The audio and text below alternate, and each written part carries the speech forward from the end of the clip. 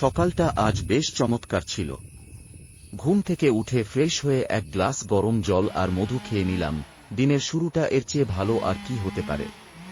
Fresh মেজাজে বেরিয়ে পড়লাম কাজের উদ্দেশ্যে। বাইরে বেরিয়ে দেখি আকাশটা যেন আজ অন্যরকম সুন্দর, ঝকঝকে রোদ উঠেছে, চারপাশটা বেশ ঝলমল করছে। সাইটে পৌঁছেই কাজে লেগে পড়লাম। প্রথমেই শুরু করলাম রিং বানানোর কাজ। এদিকে আমার হেল্পারটা বেশ দক্ষ। গতকাল যে বিম ফেলে রাখা হয়েছিল, ও একাই সেগুলো খুব সুন্দর করে বেঁধে ফেলেছে। ওর কাজের গতি দেখে ভালোই লাগছিল। সব মিলিয়ে ভিম বাঁধার কাজটা শেষ করতে করতে ঘড়িতে তখন 10:30। বিকেলের হালকা রোদ গায়ে মেখে দুপুরের খাওয়ার পর সামান্য জিরিয়ে নিয়ে আবার কাজের উদ্দেশ্যে বেরিয়ে পড়লাম। কাজের জায়গাটা যেন আমার দ্বিতীয় ঘর, সেখানেই তো সব সৃষ্টি।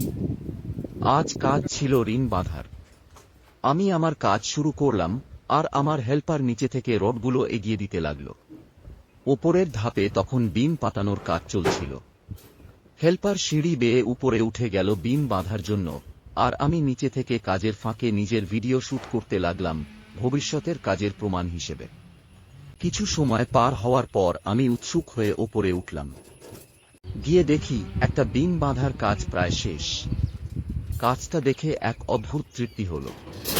উৎসাহ নিয়ে আমি আরেকটা বিম সাজাতে শুরু করলাম। কিন্তু হঠাৎই বিপত্তি।